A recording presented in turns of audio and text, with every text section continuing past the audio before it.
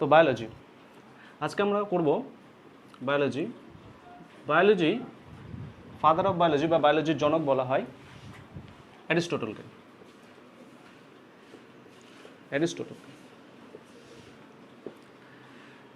প্রথমে বায়োলজিটা একটা ভাগেই পড়ানো হতো।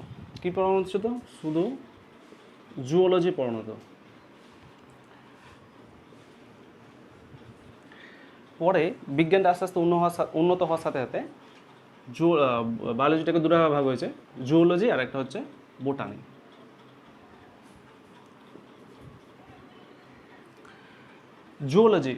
জুওলজি জু মানে হচ্ছে প্রাণীবিদ্যা, আর বোটানি মানে হচ্ছে উদ্ভিদবিদ্যা। অ্যারিস্টটল বায়োলজির ফাদার অফ বায়োলজি বলা হয় অ্যারিস্টটলকে, তাহলে জুওলজিরও জনক বলা হয় অ্যারিস্টটলকে। আর হচ্ছে বোটানি হচ্ছে বোটানির জনক, ফাদার অফ বোটানি বলা হয় থিওফ্রাস্টাসকে। জুওলজি আর বোটানি পড়তে গেলে আমাদের ফার্স্টে কি জানা দরকার? কোষ কি, কোষ বা সেল জানা দরকার। তো একটা কোষের ভিতরে অনেকগুলি পার্ট থাকে, আমরা মাঝের অংশটাকে বলা হয় নিউক্লিয়াস। নিউক্লিয়াসের পার্ট সম্বন্ধে আমরা লাস্টে পড়বো, ফার্স্টে আমরা পড়বো সাইডের কোষগুলো। তো সাইড কোষগুলোর মধ্যে ফার্স্টে আমরা পড়বো হচ্ছে মাইটোকন্ড্রিয়া দিয়ে শুরু করবো। মাইটোকন্ড্রিয়াকে কোষের শক্তি ঘর বলা হয়। মাইটোকন্ড্রিয়াকে কোষের শক্তি ঘর বলা হয়। মাইটোকন্ড্রিয়ার মধ্যে আমাদের যা শক্তি বা এনার্জি দরকার এই মাইটোকন্ড্রিয়া উৎপন্ন করবে। মাইটোকন্ড্রিয়ার মধ্যে ক্রেবস চক্রও ঘটে, শক্তি উৎপন্ন করার প্রসেসকে ক্রেবস চক্র ঘটে। 38 অণু এটিপি উৎপন্ন হয়। 38 অণু এটিপি উৎপন্ন হচ্ছে কিভাবে? আমরা কোনো খাবার খাচ্ছি, খাবার থেকে কি তৈরি হচ্ছে? গ্লুকোজ তৈরি হচ্ছে। আর আমরা নিঃশ্বাসের মাধ্যমে কি নিচ্ছি? অক্সিজেন নিচ্ছি। গ্লুকোজ আর অক্সিজেন উৎপন্ন হওয়ার পর কি হচ্ছে? এদের মধ্যে বিক্রিয়া ঘটছে। বিক্রিয়া করার পর কি তৈরি হচ্ছে? কার্বন ডাইঅক্সাইড তৈরি হচ্ছে, জল উৎপন্ন হচ্ছে, আর 38 অণু এটিপি পার এনার্জি উৎপন্ন হচ্ছে। এটা হচ্ছে সেল আমাদের নিয়ে চলে আসছে। এই পুরো প্রসেসটাকে বলে দিচ্ছি ক্রেবস চক্র। তাহলে ক্রেবস চক্র কোথায় হচ্ছে? মাইটোকন্ড্রিয়াতে হচ্ছে। মাইটোকন্ড্রিয়াকে কোষের শক্তি ঘোরা বলা হয়। এর মাইটোকন্ড্রিয়া দেখতে কেমন? মাইটোকন্ড্রিয়া দেখতে এরকম, এইটা এরকম হলো। মাইটোকন্ড্রিয়ার ভেতরে পর্দা থাকে। মাইটোকন্ড্রিয়ার ভেতরের পর্দাকে কি বলে? মাইটোকন্ড্রিয়ার ভেতরের পর্দাকে কি বলে? ক্রিস্টি বলা হয়। সৃষ্টি না, কি বলা হয়? ক্রিস্টি। তাহলে মাইটোকন্ড্রিয়ার ভেতরের পর্দাকে ক্রিস্টি বলা হয়। মাইটোকন্ড্রিয়ার কটা পর্দা আছে দেখো তো? একটা, দুটা পর্দা। ভেতরের পর্দাকে ক্রিস্টি বলা হয়। এর নিজস্ব ডিএনএ আছে। মাইটোকন্ড্রিয়ার নিজস্ব ডিএনএ আছে। এই ডিএনএটা গোল আকৃতি করে থাকে। মাইটোকন্ড্রিয়ার পার্টটা শেষ। আমরা খুব স্পিডে রিভিশন করব যাতে শর্ট করে ফটাফট মনে থাকে। আমরা পড়লাম কি? কোষ। কোষের মাঝখানে থাকছে নিউক্লিয়াস। নিউক্লিয়াসকে কোষের মস্তিষ্ক বলা হয়, এটা আমরা পরে পড়বো। আমরা প্রথমে পড়লাম হচ্ছে মাইটোকন্ড্রিয়া। মাইটোকন্ড্রিয়াকে কি বলছে? কোষের শক্তিঘর বলা হচ্ছে। এর নিজস্ব ডিএনএ থাকছে, এর অন্তঃপর্দাকে ক্রিস্টি বলছে। ঠিক আছে। তারপরে আমরা পড়বো হচ্ছে কি পড়বো? Golgi body. গলগি বডি পড়বো আমরা। গলগি বডির কাজ কি? গলগি বডির কাজ হচ্ছে শক্তিকে ট্রান্সফার করা। ঠিক আছে। কোনো জায়গার শক্তি দরকার, আমরা একসঙ্গে দুটো কাজ করতে গেলে আমরা দৌড়াতে যদি কথা বলি তাহলে আমরা তাড়াতাড়ি হাঁপিয়ে যাব। এর জন্য আমরা যদি মুখটা বন্ধ রেখে দৌড়াই তাহলে আমরা কী করবো? সমস্ত এনার্জিটা পায়ে থাকবে, আমরা বেশি জোরে দৌড়াতে পারবো। ঠিক আছে। এর শক্তি ট্রান্সফার করা মানে শক্তিকে এক জায়গা থেকে অন্য জায়গায় নিয়ে যাওয়া, কার কাজ? এটা গলগি বডির কাজ। ঠিক আছে। গলগি বডি দেখতে কেমন? গলগি বডি দেখতে এরকম দেখতে। এই যে এগুলোতে গবর বা ভ্যাকুয়াল থাকে সাইডে, এই যে এগুলোর সাহায্যে লাইসোজোম উৎপন্ন হয়। এই অঙ্গগুলোকে বিচ্ছেদ হয়ে লাইসোজোম উৎপন্ন হচ্ছে। তাহলে আমরা প্রথমে পড়লাম মাইটোকন্ড্রিয়া, তারপরে পড়লাম গলগি বডি। গলগি বডির কাজ কি? শক্তিকে ট্রান্সফার করা। তারপরে নেক্সট অঙ্গ আছে। নেক্সট অঙ্গ কি পড়বো আমরা? লাইসোজোম। লাইসোজোমকে কি বলা হয়? লাইসোজোমকে সুসাইড ব্যাগ বলা হয়। বা আত্মঘাতী থলি বলা হয়। কোষের ভেতরে মানে অন্তঃকোষীয় পরিষ্কার করা এর কাজ, ভেতরে কোষের পরিষ্কার করা এর কাজ। কোষের মধ্যে কোনো কোষের অঙ্গাণু যদি ডিস্ট্রয় হয়ে যায় মানে খারাপ হয়ে যায়, তাহলে ওইটাকে নষ্ট করে পরিষ্কার করা কার কাজ? লাইসোজোমের কাজ। কার কাজ? লাইসোজোমের কাজ। লাইসোজোমের মধ্যে কি থাকে? হাইড্রোলাইটিক এনজাইম থাকে। লাইসোজোমের মধ্যে কি থাকে? হাইড্রোলাইটিক এনজাইম থাকে। এই হাইড্রোলাইটিক এনজাইমের সাহায্যে কোষকে ধ্বংস করছে, কোষের ভিতরে অঙ্গাণুকে ধ্বংস করছে লাইসোজোম। তারপরে কি অঙ্গাণু পড়বো আমরা? রাইবোজোম। রাইবোজোমকে কি বলা হয়? রাইবোজোমকে কোষের প্রোটিন ফ্যাক্টরি বলা হয়। রাইবোজোমকে কোষের প্রোটিন ফ্যাক্টরি বলা হয়। রাইবোজোম যদিও অনেক অঙ্গে ছড়িয়ে ছিটিয়ে থাকে, রাইবোজোমকে কি বলা হয়? প্রোটিন ফ্যাক্টরি, প্রোটিন উৎপন্ন করে। রাইবোজোম হলো এমন একটা অঙ্গাণু যেটা পর্দাবিহীন অঙ্গাণু। রাইবোজোমে কোনো পর্দা থাকে না। একটি পর্দাবিহীন অঙ্গাণুর নাম কি? রাইবোজোম। আর কি আছে? ER, endoplasmic reticulum. এন্ডোপ্লাজমিক রেটিকুলামটা কি? এন্ডোপ্লাজমিক রেটিকুলামটা হচ্ছে কোষের কঙ্কাল হিসাবে কাজ করে। কোষের কঙ্কাল হিসাবে কাজ করে বলতে কি, কোনো মানুষ আছে, মানুষের মধ্যে থেকে যদি হাড্ডিটা বের করে নেওয়া যায় তাহলে ওই মানুষ যেমন দাঁড়িয়ে থাকার ক্ষমতা থাকবে না, এরকমই এন্ডোপ্লাজমিক রেটিকুলাম হচ্ছে কোষকে স্ফীতি দান করে। এন্ডোপ্লাজমিক রেটিকুলাম এর সামনের অংশটা কেমন থাকে? ছড়িয়ে থাকে একদম প্রথম প্রান্ত থেকে শেষ প্রান্ত পর্যন্ত এরকম করে। এর গায়ের মধ্যে রাইবোজোমটা ছড়িয়ে ছিটে থাকে। তাই এন্ডোপ্লাজমিক রেটিকুলাম পিছনের প্রান্তে এবড়ো খেবড়ো হয়, সামনের প্রান্তে স্মুথ হয়। সামনের প্রান্তটা কি বলছে? স্মুথ। এই স্মুথ অংশ দিয়ে কী করে? স্মুথ অংশ দিয়ে লিপিড সংশ্লেষ করে, আর পেছনে এবড়ো খেবড়ো অংশ দিয়ে কী করে? প্রোটিন সংশ্লেষ করে, শোষণ করে। ঠিক আছে, বুঝতে পারলাম এন্ডোপ্লাজমিক রেটিকুলামের কাছে। তারপরে নেক্সট পড়বো আমরা হচ্ছে সাইটোপ্লাজম। সাইটোপ্লাজমের কাজ কি আমরা দেখেছিলাম, এই যে লাইসোজোম। লাইসোজোমের কাজ হচ্ছে কোনো কোষ ডিস্ট্রয় হয়ে গেলে বা কোনো কোষ ঠিকঠাক কাজ না করলে ধ্বংস করা হচ্ছে লাইসোজোমের কাজ। সেন্ট্রোজোম কি করছে? লাইসোজোম কোনো কোষকে যদি ধ্বংস করে দেয়, সেন্ট্রোজোম ফাটাফাট কোষটাকে উৎপন্ন করে দিচ্ছে। তাহলে সেন্ট্রোজোমের কাজ কি? কোষকে নতুন কোষে উৎপন্ন করা। কোনো জায়গায় কেটে গেলে সেই জায়গাটা, সেখানে সেন্ট্রোজোমের সাহায্যে কোষটা বিভাজন হয়ে নতুন কোষ উৎপন্ন হচ্ছে। যারা সুগার পেশেন্ট আছে ওদের কোষ বিভাজন তাড়াতাড়ি হয় না, তাই অপারেশন করার সময় ডাক্তার জিজ্ঞাসা করে সুগার আছে কিনা, চেক করে নেয়। সুগার পেশেন্টের অপারেশনটা একটু এড়িয়ে চলে। কোষ বিভাজন ক্ষমতা কম, বাচ্চাদের কোষ বিভাজন ক্ষমতা সব থেকে বেশি আছে। বাচ্চাদের কেটে গেলে ফটাফট আবার কোষ বিভাজন হয়ে যায়, তাড়াতাড়ি কভার করে যায়। ঠিক আছে, এটা বুঝতে হবে। এটা ফটাফট রিপিট করে দিলাম। মাঝে আছে নিউক্লিয়াস। নিউক্লিয়াসকে কি বলা হয়? নিউক্লিয়াসকে কোষের মস্তিষ্ক বলা হয়। নিউক্লিয়াসকে 1 নম্বরে কোষের মস্তিষ্ক বলা হচ্ছে। এই নিউক্লিয়াসকে কি বলছে?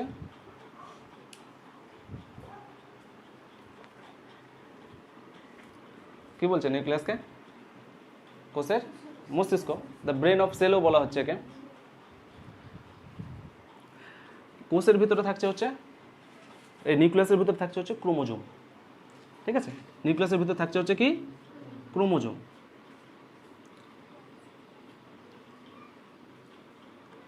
ক্রোমোজোমের মাঝের অংশকে কি বলছে? ক্রোমোজোমের মাঝের ঘন অংশকে কি বলছে? সেন্ট্রোমিয়ার। নিউক্লিয়াসের ভিতরে থাকছে ক্রোমোজোম, ক্রোমোজোমের মাঝের অংশকে বলছে সেন্ট্রোমিয়ার। এই সেন্ট্রোমিয়ারের অবস্থান অনুসারে ক্রোমোজোমকে 4 ভাগে ভাগ করা যায়। ক ভাগে? 4 ভাগে। 1 নম্বর ভাগ হচ্ছে, দেখবো আমরা প্রত্যেকটা ছবি সহ দেখবো, টেলোসেন্ট্রিক। টেলোসেন্ট্রিক, টেলোসেন্ট্রিক, তারপরে অ্যাক্রোসেন্ট্রিক, তারপরে মেটাসেন্ট্রিক, তারপরে হচ্ছে সাবমেটাসেন্ট্রিক। টেলোসেন্ট্রিক মানে হচ্ছে শেষ প্রান্তে থাকবে, এই যে সেন্ট্রোমিয়ারটা শেষ প্রান্তে থাকবে, সেন্ট্রোমিয়ারটা শেষ প্রান্তে থাকবে, এটা হচ্ছে টেলোসেন্ট্রিক। মেটাসেন্ট্রিক হচ্ছে মাঝে থাকবে সেন্ট্রোমিয়ারটা, গাঢ় অংশটা, মেটাসেন্ট্রিক। অ্যাক্রোসেন্ট্রিক, অ্যাক্রোসেন্ট্রিক হচ্ছে এই টেলোসেন্ট্রিকের, টেলোসেন্ট্রিক মানে শেষ প্রান্তের একটু মাঝে থাকবে, আর সাবমেটাসেন্ট্রিক হচ্ছে মাঝের একটু পাশে থাকবে, মাঝের একটু পাশে থাকবে সেন্ট্রোমিয়ারটা।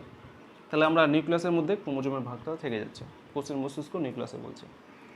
এই ক্রোমোজোমের মধ্যে দুটো সুতা থাকছে, ক্রোমাটিন। নিউক্লিয়াসের মধ্যে নিউক্লিয় জালাক আকৃতি থাকছে, প্রথম অবস্থায় কি থাকছে, জালের মতো অংশ থাকছে, সুতার মতো অংশ, এগুলো একসঙ্গে কুণ্ডলিকৃত মানে জমাট বেঁধে দলা হয়ে ক্রোমাটিন গঠন করছে, এটাই শেষে ক্রোমোজোমে তৈরি হচ্ছে। ক্রোমোজোমটা যখন তৈরি হচ্ছে,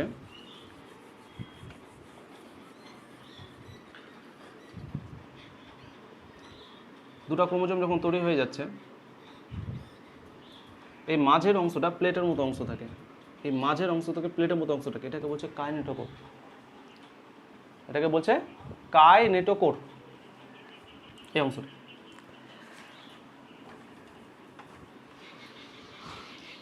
এটা ছোটোখাটো কোষের রিভিশন হলো। এবার কোষ বিভাজন, কোষ বিভাজনটা দেখে নেবো আমরা। কোষ বিভাজনটা কি বলছে, কোষ বিভাজন কটা প্রসেসে হয়, কোষ বিভাজন হচ্ছে 3টা প্রসেসে হয়।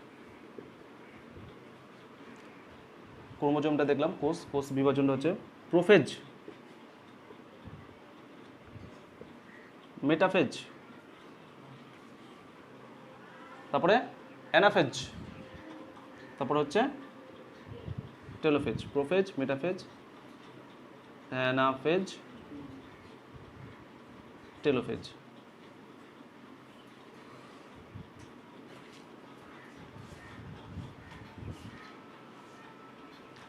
এটা কার ভাগ, এটা হচ্ছে কোষের প্রধান 3টা ভাগের মধ্যে এক ভাগ, এটা হচ্ছে মাইটোসিসের ভাগ।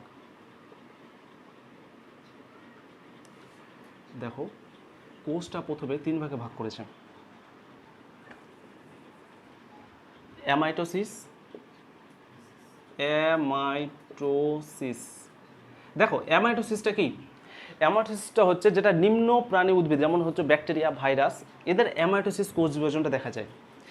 তাহলে ব্যাকটেরিয়া, ভাইরাসের বেশি কিছু অঙ্গ থাকে না, এটা ধরো একটা কোষ, এর ভিতরে থাকছে কি, শুধু এর ভিতরে নিউক্লিয়াস থাকবে, ডিএনএ আরএনএর মধ্যে যে কোনো একটা থাকে, আরএনএ বেশিরভাগ থাকে। তার মানে আমরা যদি বলি করোনা ভাইরাসে কী থাকে, করোনা ভাইরাসে শুধু আরএনএ থাকে, করোনা ভাইরাস আরএনএ ভাইরাস, ঠিক আছে। এদের বিভাজনটা খুব সিম্পলভাবে হয়, এদের ভিতরে কোষের অঙ্গাণু কম, আমরা যে এতগুলো কোষের অঙ্গাণু পড়লাম, এটা যদি কোষ হয় তো মাঝখানটা আস্তে আস্তে বসতে থাকবে, তার মানে ভিতরে নিউক্লিয়াসটা আস্তে আস্তে বসতে থাকবে, শেষ পর্যন্ত কী হবে, 2টা কোষে ভাগ হয়ে যাবে। অ্যামাইটোসিস, তাহলে ব্যাকটেরিয়া, ভাইরাসের ক্ষেত্রে অ্যামাইটোসিস বিভাজনতে দেখা যায়। কোষ বিভাজন 3 প্রকারের, অ্যামাইটোসিস, মাইটোসিস আর একটা হচ্ছে মিওসিস। মিওসিসকে রাস বিভাজনও বলা হয়, মিওসিসকে কি বলা হয়, রাস বিভাজনও বলা হয়, ঠিক আছে। মিওসিসকে রাস বিভাজন বলা হয়, আবার মাইটোসিসকে সদৃশ্য বিভাজনও বলা হয়। মাইটোসিসের 4টা ভাগ, প্রোফেজ, মেটাফেজ, অ্যানাফেজ, টেলোফেজ। মাতৃকোষে কোন বিভাজন দেখা যায়, মাতৃকোষে মিওসিস বিভাজন দেখা যায়, ঠিক আছে। কোন জায়গায় কেটে গেলে যে একটা কোষ দ্রুত বাড়বে, ঠিক আছে। কোষ বিভাজনটা হালকা হালকা রিভিশন চললো। এরপর আমরা কি করব, ডাইজেশন সিস্টেমটা করব।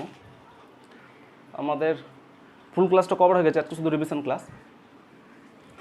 খাবারকে কয় ভাগে ভাগ করেছে, খাবারকে ভাগ করেছে, আমরা যে খাবারটা খাই, কার্বোহাইড্রেট,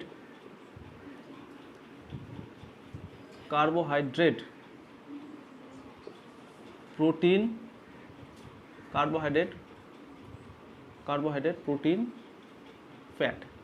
আমরা যে খাবার খাই, খাবারকে প্রধানত কয় ভাগে ভাগ করা হয়, কার্বোহাইড্রেট, প্রোটিন, ফ্যাট। এছাড়াও ভিটামিনটা আছে, ভিটামিনটা হচ্ছে কোনো, এটা খাবারের বৈশিষ্ট্যের মধ্যে পড়বে না, এটা হচ্ছে কোনো কাজকর্ম করতে সাহায্য করে আমাদের, যেমন ধরো দেখতে সাহায্য করছে, ঠিক আছে, চোখের দৃষ্টিতে সাহায্য করছে, এটা কোনো শক্তি প্রদান করছে না, ভিটামিন শক্তি প্রদান করছে না।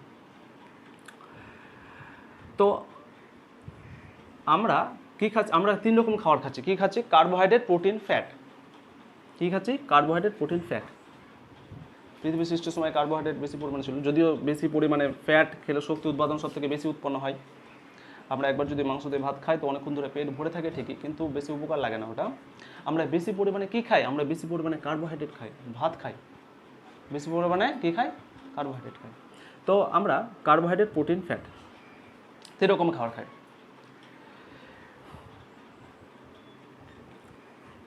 আমাদের প্রথমে খাবারটা আমরা কোথায় রাখবো? খাবারটা আমরা ধরলাম মুখের ভিতর রাখলাম।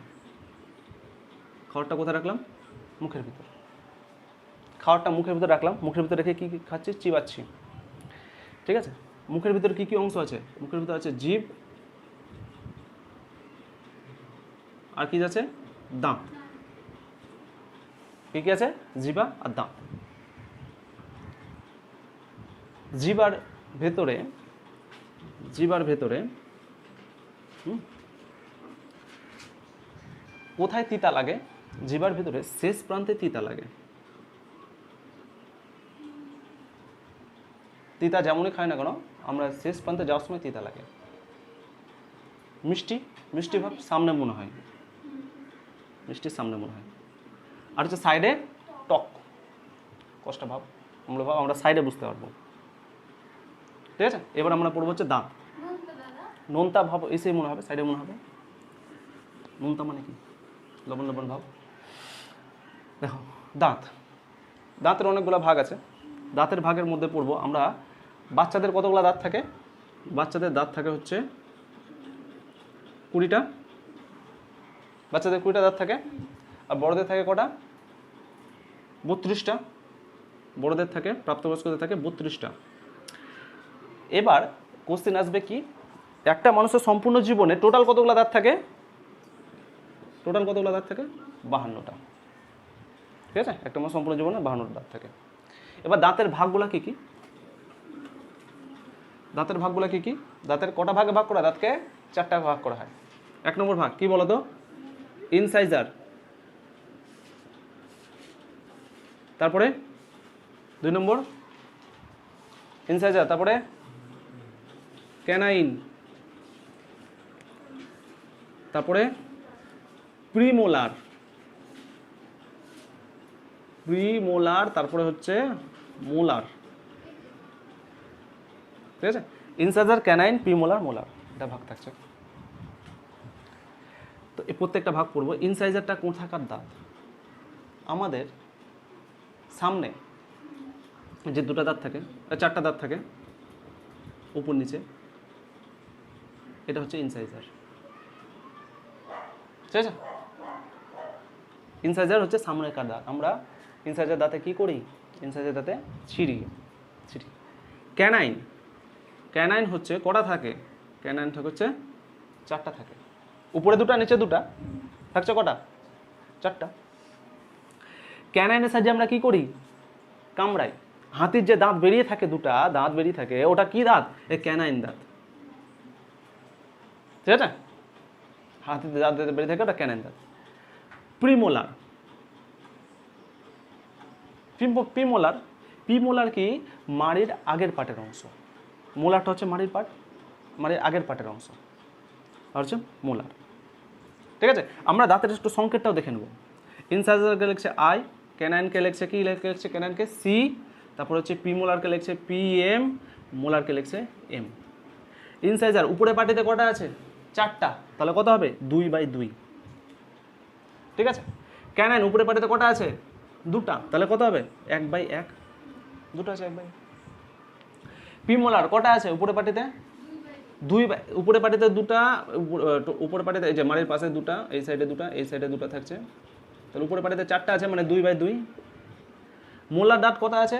মাড়ির দাঁত কটা আছে? 3/3। উপরে 3টা আছে, নিচে 3টা আছে। শুধু আমরা যদি উপরে দেখি, মাড়ির দাঁতটা উপরে 6টা আছে, মানে 3/3। এবার কথা হলো কি, বাচ্চাদের কোন পাটটা দাঁত থাকে না? বাচ্চাদের প্রিমোলার দাঁতটা থাকে না। তাহলে বাচ্চাদের দাঁতের সংকেত কি? ইনসাইজার 2/2, সি 1/1, পিএম 0/0, এম কত 2/, দেখো এই মোলার পার্টের মধ্যে দুটো ভাগ থাকে। দেখো মোলার পার্টের মধ্যে থাকে হচ্ছে বাচ্চাদের মোলার বড়দের থাকে হচ্ছে আক্কেল দাঁত। দেখো উপরে কটা গেল? উপরে 8টা গেল, ক্যানাইনে গেল 4টা, 4 8 কত হলো 12, আর 1 2 3 4 5 6 7 8, 12 আর 8 হলো 20টা। ঠিক আছে, বাচ্চাদের এই দুটো দাঁত থাকবে না, এটা বাচ্চাদের এই 8টা থাকে না, তাই 0 0 হয়ে গেছে। এবার মোলার দাঁত, মোলার দাঁতের মধ্যে থাকছে হচ্ছে 4টা মোলার দাঁত থাকে, আর বাকি 8টা হলো মাড়ির দাঁত থাকে। তার মানে বাচ্চাদের হলো মোলার মাড়ির দাঁতে 2/2, বাচ্চাদের মাড়ির দাঁত আক্কেল দাঁতের মধ্যে ভাগ পড়ছে। দেখো তোমাদের যদি কোশ্চেন দেয় আক্কেল যেটা দাঁত আছে, আক্কেল দাঁতটা কোন পার্টের মধ্যে পড়ছে বলো তো? ইনসাইজার, ক্যানাইন, প্রিমোলার, মোলারের মধ্যে পড়ছে। মোলার পার্টের মধ্যে আক্কেল দাঁতটা পড়ছে। আক্কেল দাঁত যাদের থাকে না, আক্কেল দাঁতের 4টা ধরা হয়। আক্কেল দাঁত 4টা বাদ দিয়ে বাকি কটা দাঁত থাকে? 8টা। বাচ্চাদের কি আক্কেল দাঁত হয়? 20 বছর পর থেকে আক্কেল দাঁত হতে লাগে। তার মানে বাচ্চাদের আক্কেল দাঁতও থাকে না, তাহলে টোটাল কটা থাকবে? 8টা। তাহলে বাচ্চাদের হলো উপরে পার্টে 4টা আছে, মানে 2/2। বুঝলাম? আর একবার বলবো, বুঝলাম? তাহলে ইনসাইজার, ক্যানাইন, প্রিমোলার, মোলার দাঁত কী করে? খাবারকে গুঁড়া করতে সাহায্য করে।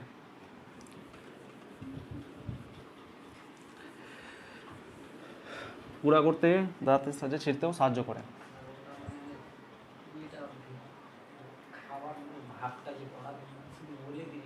বলে দিলাম, পুরো ভাগটা করতে হবে আস্তে আস্তে, ঠিক আছে? খাবার চিবানোর পর মুখের ভিতরে থাকছে হচ্ছে টায়ালিন। মুখের ভিতরে কি থাকছে? টায়ালিন। টায়ালিন কি করছে? আমরা যে কার্বোহাইড্রেট খাবারটা খেলাম, কার্বোহাইড্রেট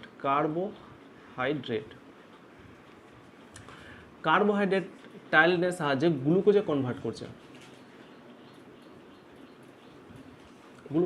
করছে। আমাদের কোনো কিছু চিবানোর পর যেটা মিষ্টি মিষ্টি ভাব মনে হয়,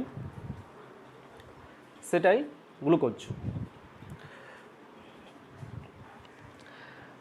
তাহলে মুখের ভিতরেই কার্বোহাইড্রেটের পাচনটা হয়ে যাচ্ছে। কার সাহায্যে? টায়ালিনের সাহায্যে। তাহলে জিভাতে কোন থাকছে?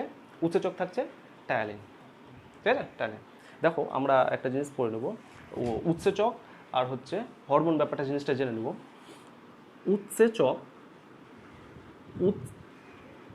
উৎসেচক হচ্ছে যেটা বহিঃ গ্রন্থি থেকে ক্ষরণ হবে, বহিঃ গ্রন্থি থেকে মানে বাইরের কাজ করবে। যেমন জিবাতে লালা আছে, মোল্ট, এটা কি? বহিঃক্ষরা গ্রন্থি, উৎসেচক। আর হচ্ছে অন্তঃক্ষরা গ্রন্থি। অন্তঃক্ষরা গ্রন্থি মানে হচ্ছে হরমোন, যেটা রক্তের সঙ্গে মিশে থাকবে। এ দুটো গন্ডগোল করবো না, ঠিক আছে? তাহলে টায়ালিনটা কি বলতো? বহিঃক্ষরা গ্রন্থি আর অন্তঃক্ষরা গ্রন্থি। অন্তঃক্ষরা গ্রন্থি।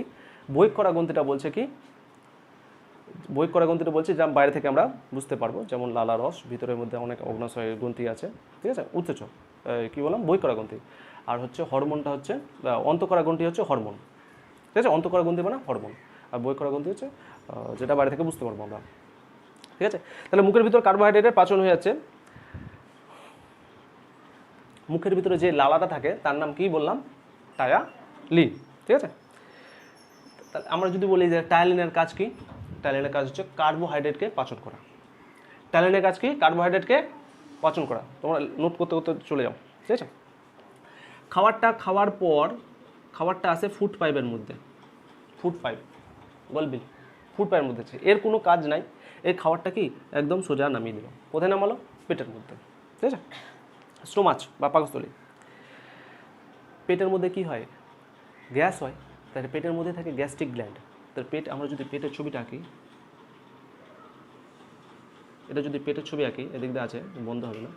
পেটের 3টা ভাগ। পেটের মধ্যে থাকে HCl গ্যাস। আমরা কোনো তাহলে পেটের মধ্যে কোন গ্যাস থাকে? HCl গ্যাস, HCl অ্যাসিডটা, হাইড্রোক্লোরিক অ্যাসিডটা পেটের মধ্যে থাকে। আমরা আমাদের খাবারের মধ্যে কোনো জীবাণু প্রবেশ করলে এই হাইড্রোক্লোরিক অ্যাসিডটা কী করে? ওই জীবাণুকে ধ্বংস করে এবং খাবারটা হজমে সাহায্য করে। পেটের তিনটা ভাগে পড়বো আমরা। ফার্স্টে থাকছে HCl গ্যাস। তো HCl গ্যাসটা পেটের তিনটা ভাগের মধ্যে কোন ভাগের মধ্যে থাকছে? কার্ডিয়াক। ঠিক আছে, পেটের তিনটা ভাগ, পেটের মধ্যে কোন গ্যাসিড থাকছে? HCl থাকছে।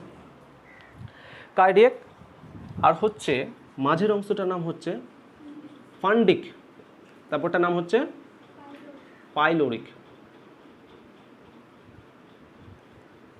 তাহলে কার্ডিয়াকের মধ্যে থাকছে HCl গ্যাস, HCl কি করছে? HCl অ্যাসিড যেটা থাকছে।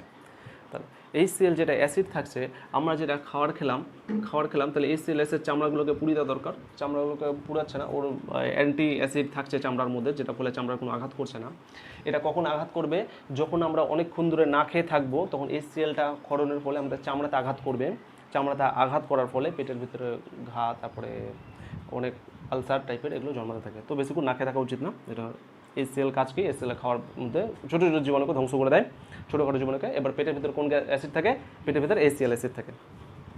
তারপরে ফান্ডিকের খাবারটা কি? কিছুক্ষণ ফান্ডিকের মধ্যে দানাদার অংশ থাকে, রুজি বলে, এর মধ্যে খাবারটা কিছুক্ষণ ধরে জমা থাকে।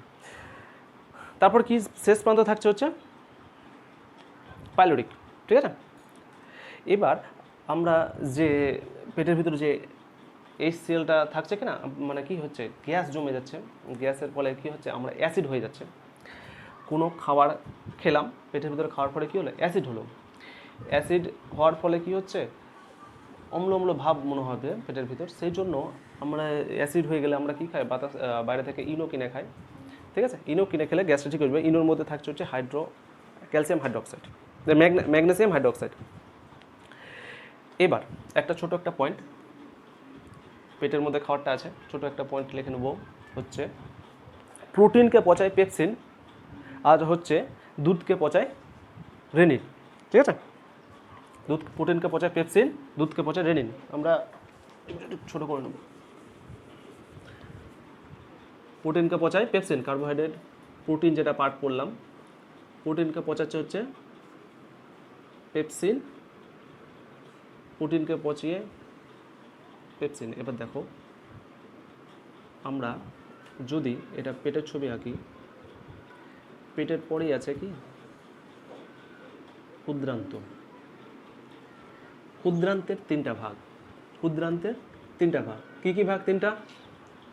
একটা হচ্ছে ক্ষুদ্রান্তের তিনটা ভাগ, জুডেনাম।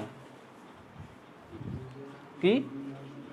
জুডেনাম, ডেডুনাম, জুডেনাম, ইলিয়াম। ডেডুনাম, জুডেনাম আর হচ্ছে ইলিয়াম। ডুডেনামের কাজ কি? খাবারটা ক্ষুদ্রান্তের মধ্যে দিয়ে যখন আসে, ক্ষুদ্রান্তকে পেটের মধ্যে ক্ষুদ্রান্ত, মানে নামটাই শুধু ক্ষুদ্রান্ত, বিশাল বড় অংশ। মোটামুটি এটি প্রায় 22 ফিটের মতো লম্বা। ক্ষুদ্রান্তের দৈর্ঘ্য কত? 22 ফিটের মতো লম্বা। ঠিক আছে, কি আছে? জুডেনাম, জেজুনাম আর হচ্ছে ইলিয়াম। আর ক্ষুদ্রান্তে আসার আগে এখানে থাকে হচ্ছে লিভার। লিভার সম্বন্ধে আমরা হালকা একটু পড়ে নেব। লিভারের সাইডে থাকছে হচ্ছে পিত্তথলি বা পিত্তরস, এখানেই থাকছে। বিলিভার্ডিনের জন্য পিত্তথলির রং নীলটা হয়ে যাচ্ছে। এবার খাবারের মধ্যে, খাবারটা যখন এখানে আসছে, ক্ষুদ্রান্তে যখন আসছে, খাবারটা যখন ক্ষুদ্রান্তের মধ্যে আসছে, তখন এই যে লিভারটা কী করছে? এটা কিন্তু অ্যাসিড ফর্মে আসছে, লিভারটা কী করছে? ক্ষার ছাড়ছে, ফলে মিক্সচার হয়ে গিয়ে এই ক্ষুদ্রান্তের মধ্যে দিয়ে আসছে। কি বলছে? জুডেনাম।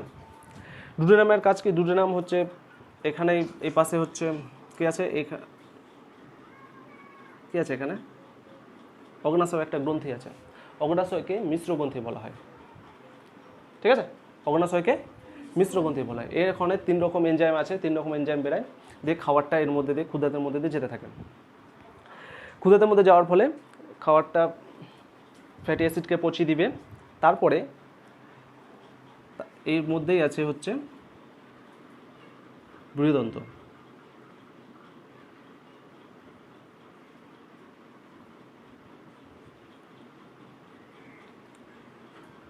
বৃহদন্তের স্টাডিকেই হচ্ছে অ্যাপেন্ডিক্স বলে একটা গ্রন্থি আছে, এটা হচ্ছে মানুষের ক্ষেত্রে অচল। এখানে বাই চান্স কোনো খাবারটাও চলে গেলে পেটে ব্যথা হয় এবং ডাক্তার অপারেশনের মাধ্যমে পুরো পাটটাই কেটে বাদ করে দেয়। আর কি হয় এর মধ্যে, বৃহদন্তের মধ্যে কাজ কি? বৃহদন্তের মধ্যে কাজ হচ্ছে খাবারকে শোষণ করা। আমাদের যখন কলেরা হয় জল শোষণ করা। বৃহদন্তের মধ্যে আমাদের যখন কলেরা হয় এই বৃহদন্তের পাটটা খারাপ হয়ে যায়। খারাপ হয়ে যাওয়ার ফলে জল শোষণ হয় না, ফলে কী হয় অনবরত ডায়রিয়া, অনবরত মানে পেট খারাপের লক্ষণ দেখা যায়। এরপরে রেকটামের মাধ্যমে বাকি অপচ অংশটা বের করে দেয়, পুরো ডাইজেশন সিস্টেমটা আরও ডিটেলসে জানা যাবে। আমরা শুধু একটু রিভিশন করে মনে করে দিলাম। আর দেহের মধ্যে সবথেকে ভারী অঙ্গ হচ্ছে লিভার। লিভারের স্টাডিকে বলা হয় হিপাটোলজি।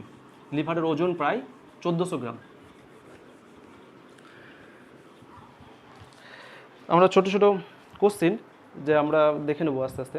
আমরা যদি এরপর যদি আমরা আর একটু দেহের ভিতর অঙ্গের মধ্যে যদি আমরা যাই, আমরা যদি হৃৎপিণ্ডের ব্যাপারে যদি একটু আলোচনা করে দিই। হৃৎপিণ্ডের স্টাডিকে কি বলা হয়?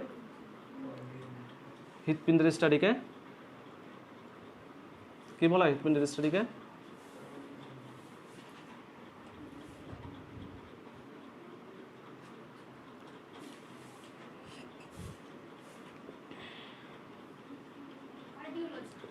কার্ডিওলজি। এত দেরি লাগলো বলতে? দেখো আমাদের চলে গেল। ফটাফট রিভিশন করে দিচ্ছি যতটা পারছি, বুঝতে পারলো তো? কালকে পরীক্ষা। দেখো হৃৎপিণ্ড, হৃৎপিণ্ডের কাজ কি? হৃৎপিণ্ডের স্টাডিকে বলা হয় কার্ডিওলজি, আর যারা ডাক্তার তাদেরকে বলে কার্ডিওলজিস্ট। দেখো হৃৎপিণ্ডের কাজ কি? রক্তকে পাম্প করা। হৃৎপিণ্ডের কাজ কি? রক্তকে পাম্প করা। আমরা শুধু এখানে কপাটিকাগুলো রিভিশন মেরে দেবো। এখানে কোন কপাটি দেখা থাকে? ফার্স্টে নাম বলে দেবো প্রত্যেকটা ঘর। এই ঘরের নাম কি বলো? উপরে আছে, উপর দিকে অলিন্দ। এবার ডান বাম যদি দাঁড়ায় তাহলে এটা কি? ডান অলিন্দ। এটা হচ্ছে ডান অলিন্দ, আর এটা হচ্ছে বাম অলিন্দ। ঠিক আছে? আর নিচে কে থাকে? নিলয়। এটা হচ্ছে ডান নিলয়, আর এটা হচ্ছে বাম নিলয়। প্রথমে রক্ত কোথায় আছে বলো? ডান অলিন্দে আছে। Very good. ডান অলিন্দে আসলো রক্ত। কোথায় দিয়ে আসে? ঊর্ধ্ব মহাশিরা নিম্ন মহাশিরা দিয়ে প্রথমে রক্ত ডান অলিন্দে আসলো। ডান অলিন্দে আসার পর কি করে? রক্ত কোথায় যায়? ডান নিলয় আছে। কিসের মাধ্যমে আছে? মানে ত্রিপত্র কপাটিকার মাধ্যমে আছে। মানে ত্রিপত্র কপাটিকা কোথায় আছে? ডান অলিন্দ আর ডান নিলয়ের মধ্যে আছে। ঠিক আছে? এবার ডান নিলয় আসলো। ডান নিলয় এসে তারপর কোথায় গেল? লাংসে গেল, ফুসফুসে গেল। ঠিক আছে? এখানে একটা কপাটিকা আছে। এই কপাটিকাটার নাম কি? অর্ধচন্দ্রাকৃতি কপাটিকা। ঠিক আছে? অর্ধচন্দ্রাকৃতি কপাটিকার মাধ্যমে কোথায় যাচ্ছে রক্ত? এই পাইপটার নাম কি? এই পাইপটার নাম কি? ফুসফুসে যায় কোন রক্তের, কোন পাইপের মাধ্যমে? ফুসফুসীয় মহাধমনী। দেখো ধমনী যদিও বিশুদ্ধ রক্ত পরিবহন করে, ফুসফুসীয় মহাধমনী এখানে তোমরা বলো কি রক্ত বহন করছে? CO2 যুক্ত রক্ত। আমরা রক্ত দুই ধরনের দেখব।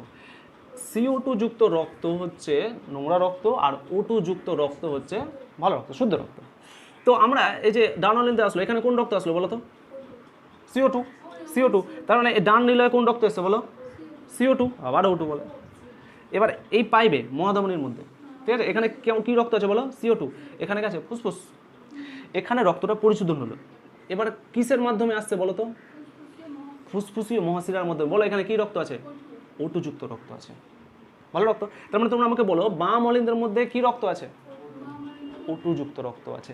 বাম অলিন্দ থেকে এখানে এখানে কি আছে? দ্বিপত্র, মানে দুটো দরজা আছে। দেখো এই কপাটিকাগুলা কি না, এই কপাটিকাগুলা শুধু নিচে একদিকে খুলবে, উপর দিকে খুলবে না রক্ত। উপর দিকে খুলবে না, উপর দিকে গেট খুলবে না। তার মানে দ্বিপত্র কপাটিকার মধ্যে রক্ত কোথায় আসছে? বাম নিলয় আসছে। বাম নিলয় আসার পর এখান থেকে সেলে চলে যাচ্ছে, রক্ত ফুসফুস হয়েছে। পুরোটা হতে 1 সেকেন্ডেরও কম সময় লাগে, পুরো হার্টের কাজটা হতে। বুঝলাম? হার্টের রিভিশন হয়ে গেল। এরপরে আমরা কি পড়বো নেক্সটে বলো? হৃৎপিণ্ডের পর্দাকে পেরিকার্ডিয়াম পর্দা বলে, খুব ইম্পর্টেন্ট। হৃৎপিণ্ডের পর্দাকে পেরিকার্ডিয়াম পর্দা বলে। আর কিছু ইম্পর্টেন্ট জিনিস আমরা দেখে নেব, যেমন হচ্ছে বাচ্চাদের একদম কেবলই বাচ্চা সদ্যজাত বাচ্চা জন্মালো, সেক্ষেত্রে হৃৎপিণ্ডের ওজন হচ্ছে 25 গ্রামের মতো থাকে। হৃৎপিণ্ডের ওজন 25 গ্রামের মতো থাকে। আর হচ্ছে মেলের ক্ষেত্রে ওজন হচ্ছে 280 থেকে 320 গ্রামের মতো, আর ফিমেলের হচ্ছে 200 ফিমেলের মধ্যে হচ্ছে 200 মোটামুটি 40 থেকে 80-এর মধ্যে থাকে। ঠিক আছে, একটু মেলের একটু ওজনটা বেশি থাকে, ইসের লিভারের ওজনটা। ঠিক আছে, হৃৎপিণ্ডের ওজনটা, হৃৎপিণ্ড হচ্ছে একদম পেশি জাতীয় অঙ্গ। হৃৎপিণ্ড হচ্ছে একদম পেশি জাতীয় অঙ্গ। ঠিক আছে,